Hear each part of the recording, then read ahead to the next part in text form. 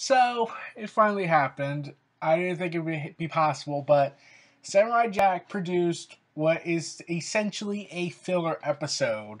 Like, it only is there to do one thing, and that's get Jack and Ashi together. But what else was accomplished? Nothing? Okay. So, the episode opens up in the depths of space. A massive rectangular spacecraft suddenly collides with a large asteroid, sending the ship crashing to Earth somewhere in the Sahara. Meanwhile, Jack and Ashi are in town somewhere, and they're and Jack eats this fish-like creature, and turns into a fish himself. Yeah, temporarily turning his head into a tropical fish for like a moment. Meanwhile, they're also preparing to board an enormous camel-like creature which acts as a ferry across the desert. The two board and the creature departs, and yeah, there's a lot of tension in this episode, the romantic kind, because Jack Ashi are developing feelings for one another, and it becomes very uncomfortable for them to even be in close proximity with each other, especially when they're hemmed in by large crowd green tiger men wearing leather shirts. And then Jack notices the sweaters of the tigermen spell out death and die Samurai Jack. Realizing they're trapped, Jack and Ashi fight back, but with every touch, the attraction between the two seems to rise. Yeah. They finally decide to retreat, escape off the beast, and begin to traverse the rest of the way on foot. Okay, are these Tigermen creatures bounty hunters? Will they contribute to a larger part of the episode? Are they going to do something? Is it going to be like Guardians of the Galaxy 2? Are they going to go after them and then they fight the creature in the space station? Nope, that doesn't happen. Like, they were just there for 1 minute and they were gone the next. Like, they don't even try to go after them. In fact, I'm curious as to, are they bounty hunters? If so, this is the weirdest bounty hunter attack I've ever seen. And also the most giveaway one. Like, you wore shirts that say death to Samurai Jack, die Samurai Jack. So I'm wondering, wait, what was the plan here? To freak him out with shirts? Like, they know Jack can defeat them, even if Ashi wasn't there. So, yeah. And,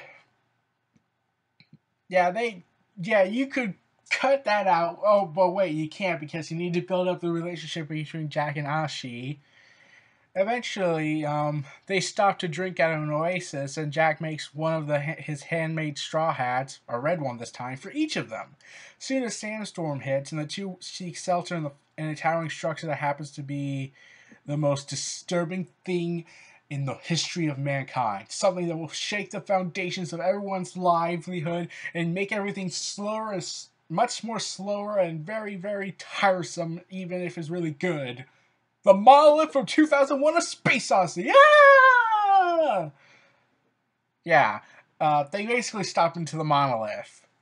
Except it's the space station, let's be honest. But the way they positioned everything, it looked like the monolith from 2001. As they explore, they discover that the ship is actually one huge prison. So they're basing this off of other movies that have done this before. Though the prisoners have mysteriously vanished. Sadly, Ashi is bitten by a strange leech-like creature, and Jack quickly kills the creature with a single sword swing. But the sinister green infection starts to spread from the bite. Acting quickly, Jack is able to suck the poison out and stop the infection, and after a horrible screeching sound, the two decide it's time to leave. They race back to where they entered, but find it's not the same. They climb a ladder and cross several catwalks, all while being pursued by the screeching creature, becoming completely lost in the vast corridors of the prison ship. Eventually, they find themselves in a large chamber containing a huge glass prison cell broken open. It is here that they confront the creature that has been chasing them. And I was really, like, from the screech I heard, I was, like, hoping, like, are they going to build up a xenomorph-like creature? Because I was getting an alien vibe off of it. But no, we don't get that. Though, of course, they do imply that the prisoners are all dead.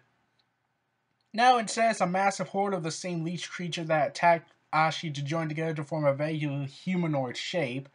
The leech swarm creature attacks, throwing pieces of itself at them. The two warriors fight back, but soon must retreat. Jack cuts a ventilation line, allowing Ashi and himself to escape amid the concealing steam.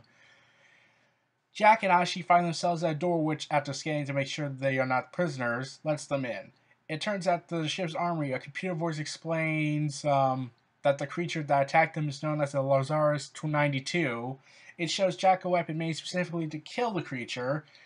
Unfortunately, Ashi accidentally sets off a laser rifle, causing Jack to miss the part where it explains how to arm the weapon. Yeah, they went there.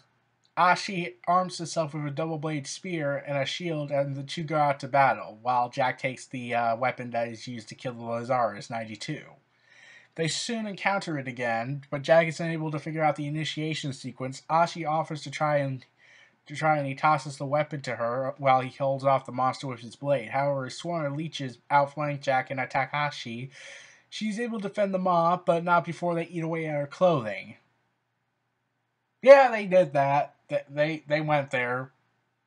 They go ahead and show that she's naked. Like, they don't graphically show it, thank God, but I knew what was going to happen after that. Jack's going to be embarrassed.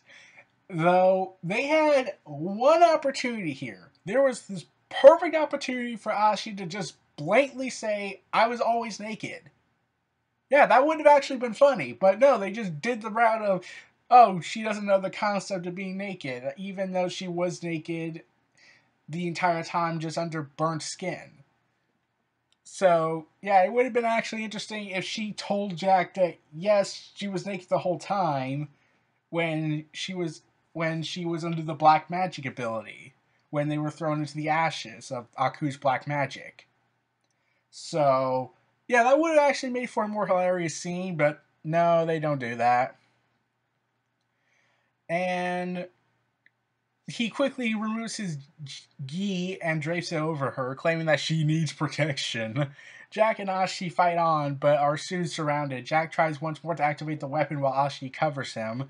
The leech overwhelms them, just as Jack manages to figure out the initiation sequence. As the two are covered by the alien swarms, the weapon activates and electrocutes the leeches, and killing them all simultaneously. As the creatures die, the infection in Jack and Ashi's wounds are also neutralized. And they recover from their ordeal, and Ashi and Jack turn to look at each other.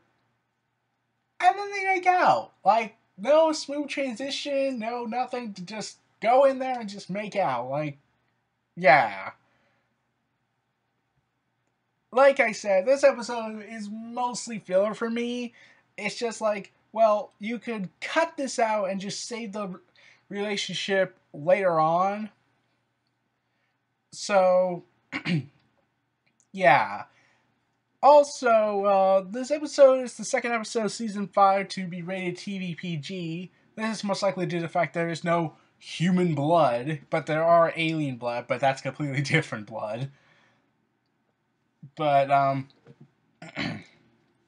yeah, I'm like, oh, you gotta be kidding me. Like, there's no transition to it, they just make out. In fact, wait a second, now that I think about it, doesn't Ashi not understand the concept of love? She found it strange when the deers were interacting, nuzzling. So, wait, how does she know what that is? And like it was being, quote, foreshadowed in previous episodes, such as Ashi and her sisters witnessing a deer nuzzling. And also the same episode, the White Wolf foreshadowed that Jack would find an intimate partner that would help him heal his wounds physically and mentally. The puffball hallucination asking Jack, what did you expect, a hug and a kiss? Which she might be thinking a hug and a kiss subconsciously. And whenever Ashi is around, Jack would stop hallucinating. This will show that Ashi would help Jack mentally. And when the episode where Jack was about to commit suicide, he awkwardly compliments her hair and dress, to which she is smitten. Yeah. And like I said, there was a lot of tension and one, quote, sexual innuendo when Ashi notices something poking her and it's Jack's sword, and I was like, wow, this is the level we're at now. This is Samurai Jack. This heavily challenging show that's so awesome, and they went there. They went with an innuendo joke. Yeah, and they basically try to homage a scene where boarding the camel is similar to a typical scene in a Japanese romance anime where people rush to squeeze into a train and are shoved closer together. Yeah, and yeah, like I said, there's no actual smooth transition when they make out. It's just there, and the song that's playing sounds just like out of a Fallout game. Yeah, now I can tell. Yeah, it's kind of sad that I have this ability to tell what music would sound like they would be in a Fallout game. Yeah.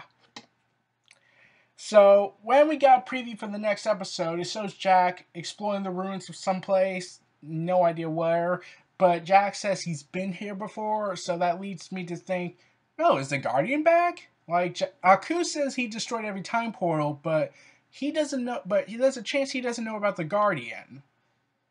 And the fact Jack sort of seemingly forgot about that, does that mean, like, the Guardian erased his memories? Or, like, did Jack hallucinate everything and thought it was a dream? But now he realizes that this is actually real? Yeah. Also, Ashi didn't show up in the preview episode. I was really expecting her to show up. So, does that mean there's going to be a huge... Like, it's the 9th episode, and it leads to the ultimate finale in episode 10. So, it's going to be fairly interesting what's going to happen there. And it was confirmed that the High Priestess would have a voice role in episode 10. So, I'm wondering, is she still alive? Is she going to show up in the 10th episode? And wait a second. Now that they're reaching the end game, are we going to see the Scoutsman again and his arm and finding Jack and leading this huge army against Aku? Because that would be a climactic finale to end everything.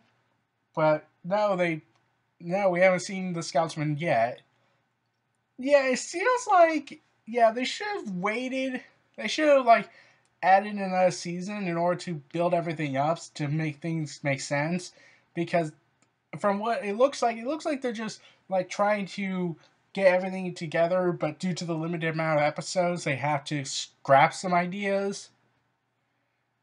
Yeah, and the fact that they did this filler episode, in my opinion, which is only there to get Ashi and Jack together, even though they could have just done it in another way that actually ties into the story. But yeah. So, anyways, those are my thoughts on Samurai Jack episode 8 of season 5, the 60th episode of Samurai Jack overall. This was Neo Reality Entertainment. Feel free to like, comment, subscribe, and donate a station for more.